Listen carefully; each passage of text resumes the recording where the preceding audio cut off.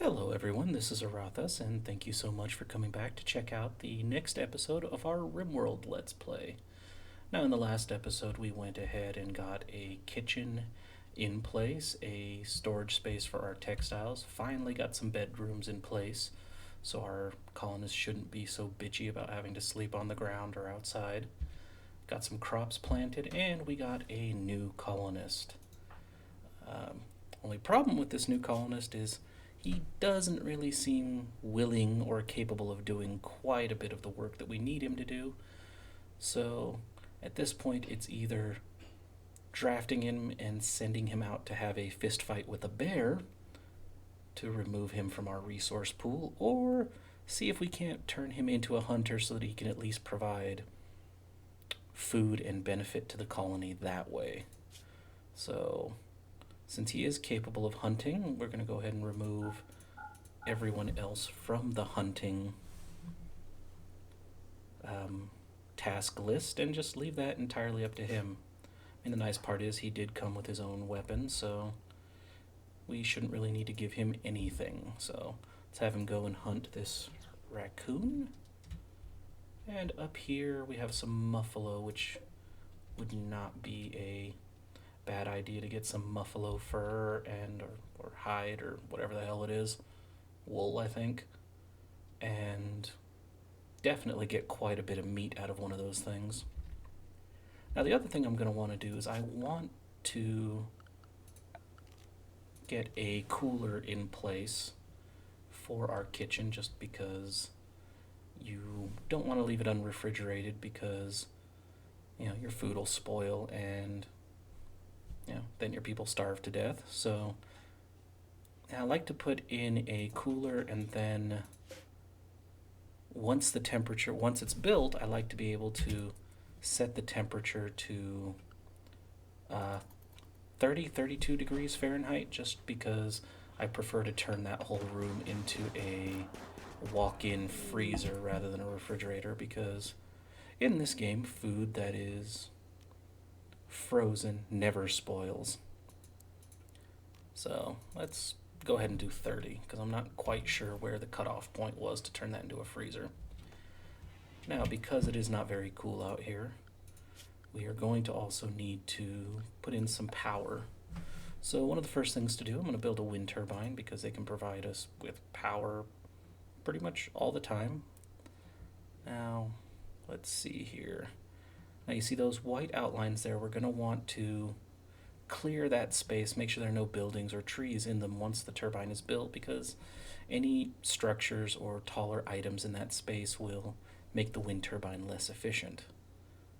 However, once you put that in, one of the nice ways to get around that and make the most out of your space is to put some solar panels. Assuming that's because solar panels tend to lay flat and don't obstruct both the intake and the outtake of the wind turbine.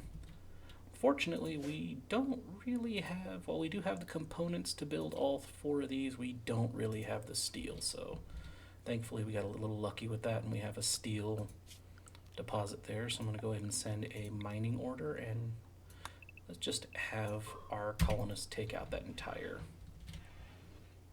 chunk of steel there. It also looks like we have some up here, so go ahead and mine that as well, because steel along with food tend to be, at least in my playthroughs, tend to be the most needed and most used resources. I mean, yeah, later on you'll have demand for bigger stuff like plasteel or components, but you still end up needing quite a bit of steel. Wow, Sawyer is a pretty shitty shot, but at least he's doing something. Okay, they're going to go ahead and cut down all those trees, which we can always use the lumber for later, and let's go ahead and hope they get to that steel, because would really like some electricity before that muffalo and raccoon carcass starts rotting. Now if I click on one of them, you'll see that they have 2 days before being spoiled, and they're deteriorating due to being unroofed, so yeah. We're going to want to get that taken care of as quickly as possible. Now what we're going to do here too is we're going to send a power conduit straight across from here into this building so that we can make sure that the cooler has some, god damn it, so the cooler has power. And I really hate it when someone fails at constructing a building in this game because you lose some resources, and if that was the components, that really, really sucks. Yay, our first raid. And it's one dude, which actually is pretty normal. He has a marble club. Okay, let's see, where is he most likely to attack from?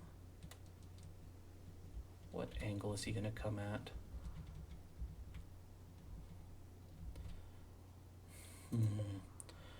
Well, with this storage zone over here, I'm going to, real quick, just so we can close these other 2 doors, I'm going to let people store wood here. I mean, wood does deteriorate when left unroofed, but it does take a while. So let's go ahead and prioritize hauling the wood to seal off the openings. And let's see what direction Roland over here decides to take when he attacks. Eventually.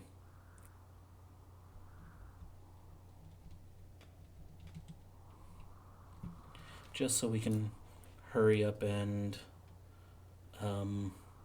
position our people at the best spot to keep him from breaking in.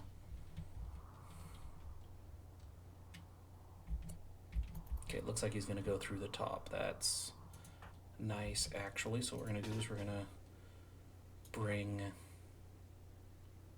our Aurathas with his rifle here, Cummings with her pistol here, and sure, Sawyer here.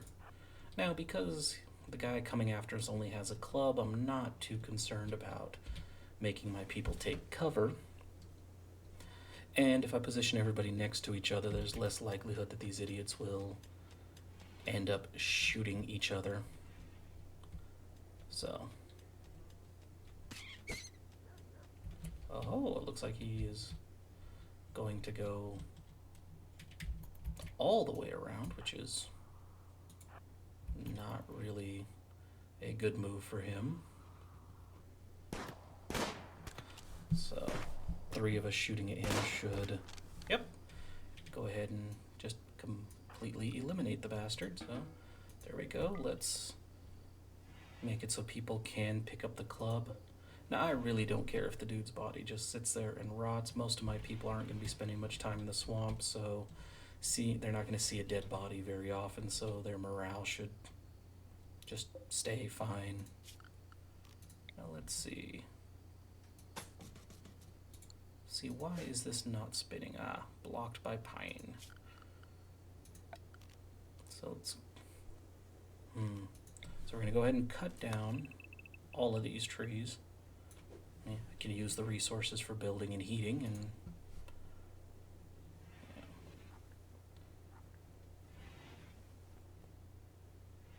so they're gonna finish mining out the steel before they take care of all those trees, which is useful as well. We're gonna need the iron anyway, or the steel anyway.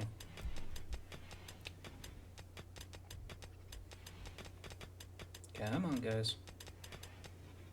Wasn't a whole lot of work. Damn it. Come on. We need the power. Okay, while all that's going on, I'm going to build a... You know what? I prefer making these things out of steel, so I'm going to make a steel butcher's table here. And I'm going to make an electric stove out here just because I want to hurry up and get it built. Then I can go ahead and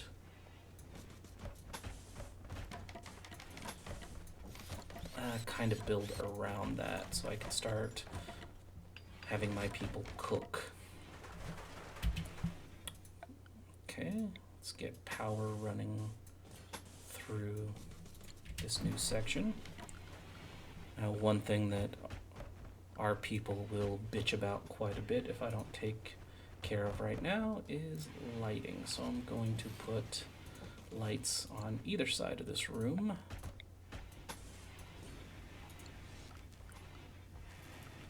Okay, now since everything in here seems to be in order, we're going to issue a bill that just says butcher all the creatures, and we're just going to say do it forever, because as long as there are dead animal corpses or carcasses or whatever the hell you want to call them in the stockpile, I want people butchering them because I could use the meat.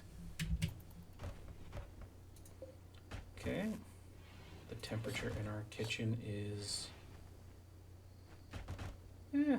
almost down to 30 degrees, not quite. Okay, for some reason they just left the meat in there. Let's see about getting our raw food in the kitchen as well. And since I don't want that to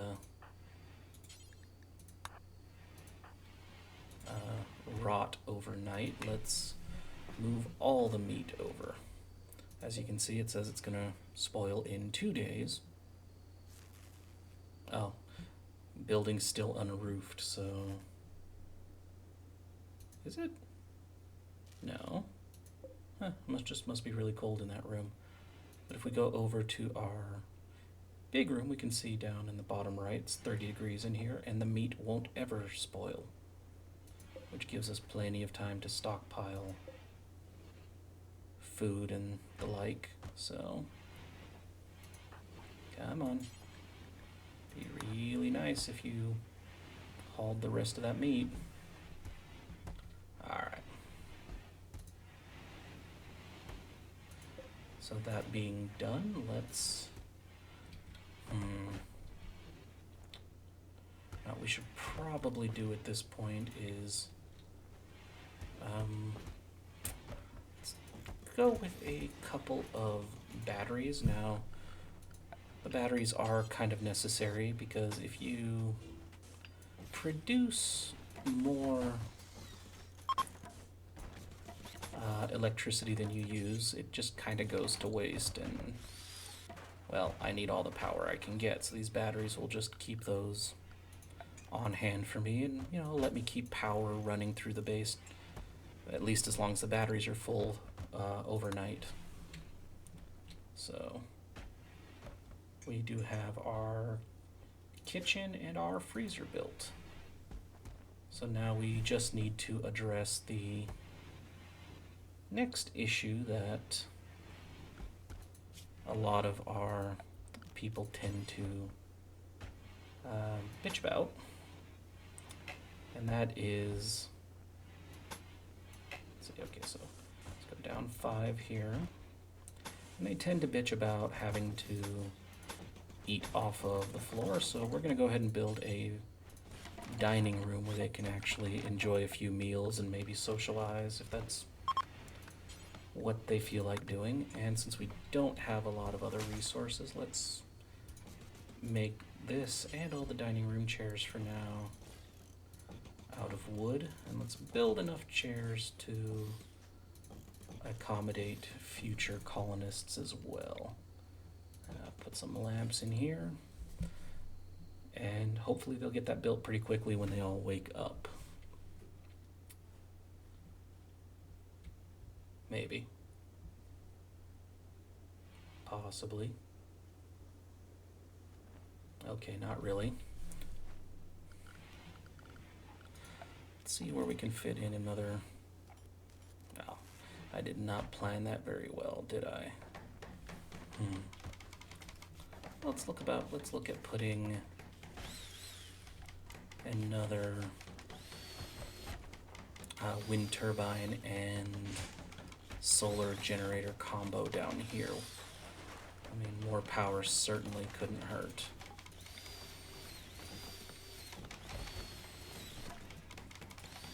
Now, one thing I do want to do...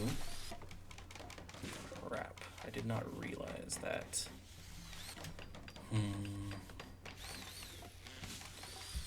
Okay, so made a mistake there, so we're going to deconstruct that whole chunk of wall because it's blocking our wind turbine. And we are going to reinstall all of these one panel up. Now the reason I'm making sure that these batteries are fully covered is if you don't, and they get rained on or snowed on or whatever, they can, well, explode. Do this and put a door here instead. We're gonna need the door just so we can get in there to do repairs because these batteries tend to break quite easily. Now that thing is being blocked by a roof, so let's go ahead and have this roof disassembled.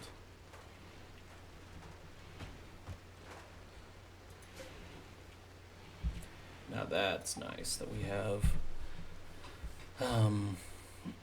these two, Aurathas and Ryder, actually getting married, because that will provide a pretty huge morale boost for those two, and the party that comes after that will make sure the whole colony's happy. So, you know, that's going to be extremely useful in making sure nobody snaps in the next couple of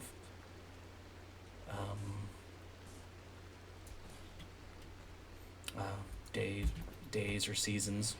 Not quite sure how long the happiness boost from all that will last, though.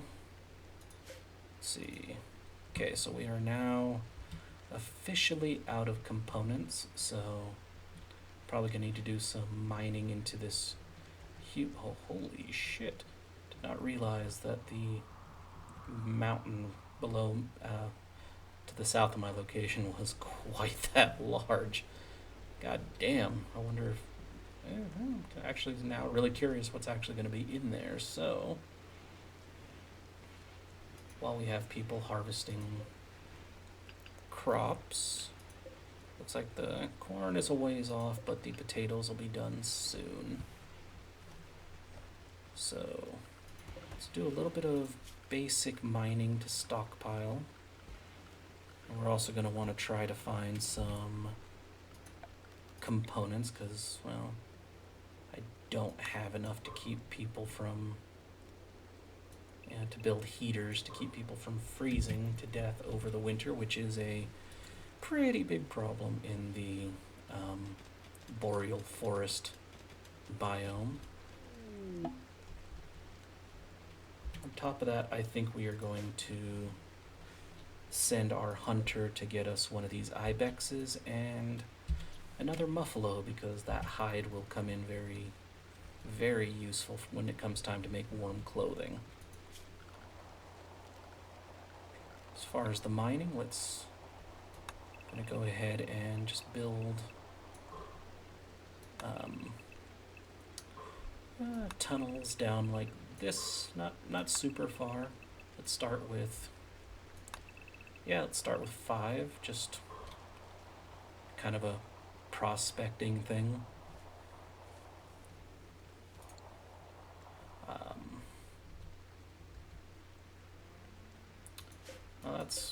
That's fun. Part of our muffalo that we just hunted got eaten by a wolf. That's not entirely... Why is that forbidden? Okay, good. Yeah, just bring that corpse on down. We want the meat. So now we have ibex meat, raccoon meat, and muffalo meat. Let's see how the mining's going. So far, only one person is actually mining, which, gotta say, is about par for the course here. Now, with all these raw materials starting to be produced, it'd probably be a good idea to get someone cooking soon, but I really want to find some more components. So we're going to focus on that for the next little bit.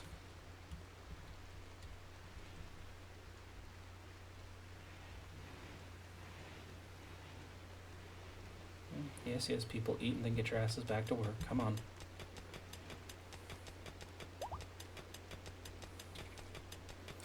Well, I mean, it doesn't hurt. We found more steel, and not quite what we need at the moment. But yeah, if we don't find any components by the end of fall, we're probably going, well, hell, by the middle of fall, considering the climate in this area, we're probably going to be resorting to torches and campfires to keep warm, which not ideal by any stretch of the imagination.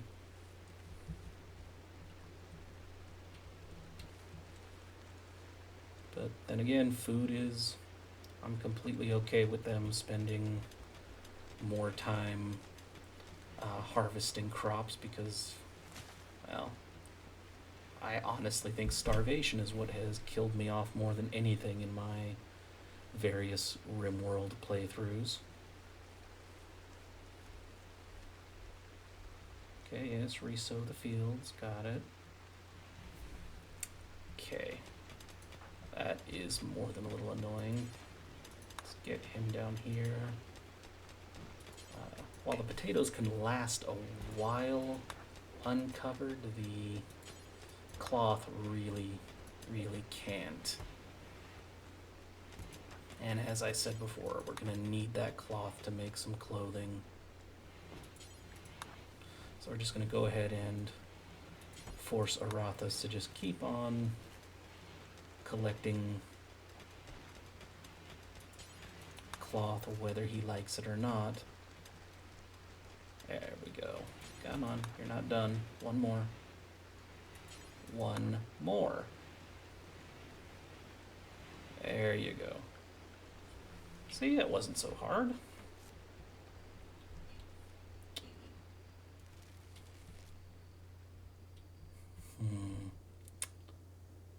Nice thing is we ran into a pretty big steel deposit there. Still not components, but yeah, it'll be useful for now. Oh, nice. We will also, looks like we have some component deposits over here in just plain view. So we'll send some people out to collect those. See how many more of those we have, because it's probably worth sending people out to collect as much of that as they can. Now, I'm not entirely sure, but I seem to remember being able to get, if not components, at least steel out of deconstructing ship parts. So, find all of those and order them to deconstruct. Let's take out this deposit, and for now, just so we can get people focusing on the obvious deposits, we're going to cancel our delving into the mountain. So there's that.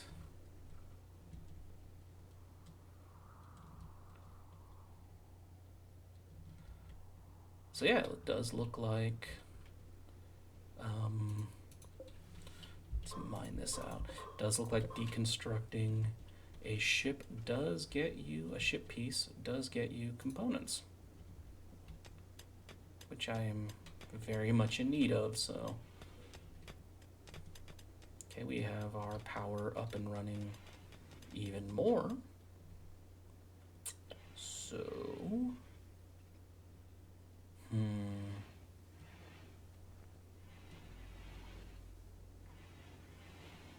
let's see, our next step should probably be to build a research bench because we are going to need much more technology than we actually have. I'm just going to go ahead and throw this in the textile room just because I don't want to dedicate a room entirely to research, and if I put it outside, the guy's not going to, whoever's researching is not going to be able to work very quickly. So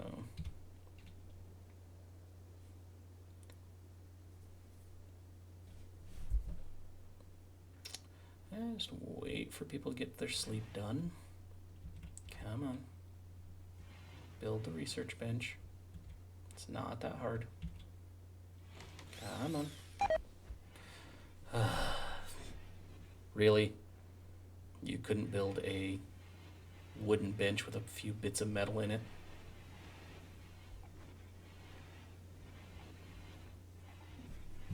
Anybody want to try again? There you go. As far as the research project goes, let's see, what should we start with? Honestly, I think one of our best things to start with is Devil Strand. Now, Devil Strand takes a long ass time to grow, and you will end up losing so many crops of Devil Strand before you actually manage to get any grown and harvested. But if you can make clothes out of Devil Strand, it is a very valuable and useful research tool. I mean, not research tool, trading tool. Okay, we're going to go ahead and do that. Now, one thing I noticed that is on from one of my previous playthroughs, and I'm just going to go ahead and shut that off real quick, is the development mode. In one of my previous playthroughs, I wanted to play around with the dev tools, and there is some interesting stuff in there, but we're not going to be using that, or we're not going to be using any of the dev tools or anything that could make this game any easier on us, because that takes a lot of the fun out of it. Yes, it's frustrating when the game decides that it's had enough of playing with you and wants to murder you and your entire colony. Yes, that's frustrating, but it makes for some really good stories and some really cool memories, so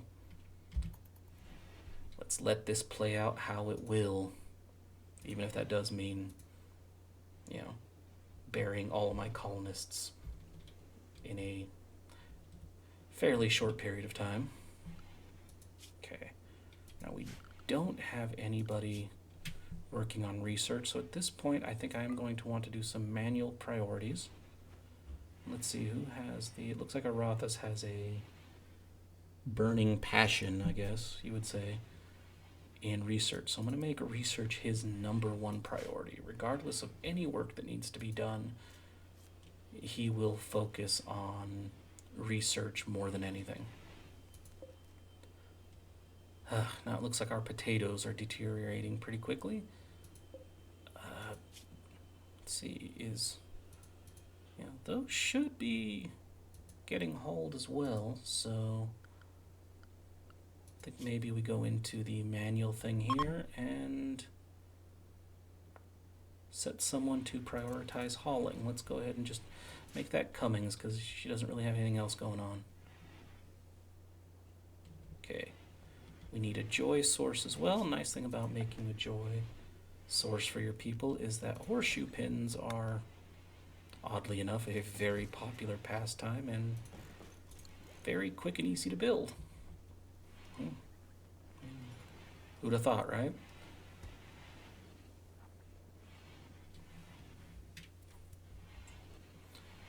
Okay, so let's go ahead and continue the research and probably send...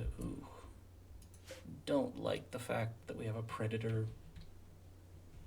wandering around right outside my gate. It'll make hunting a little bit more complicated, so let's see if there's anything we can hunt in these other areas. Let's mine those 2 nodes and that one. Now, I am not going to send Sawyer out to hunt one of these wild boars because, well, he will most likely die. And while he has not been... Ooh, extra food. Let's make sure that gets hauled.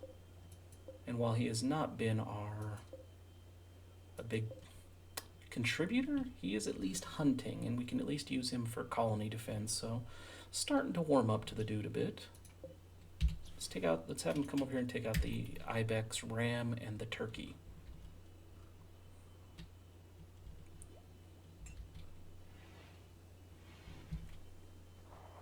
There we go. Cummings is getting all of that. All of those potatoes back where they belong. Nice and safe. We got Aurathas researching away at the Devil Strand.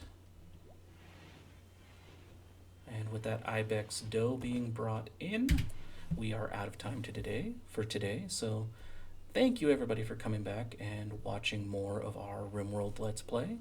If you enjoyed it, feel free to like, comment, subscribe, or any combination of the above if you so wish. And I will see you guys in the next videos.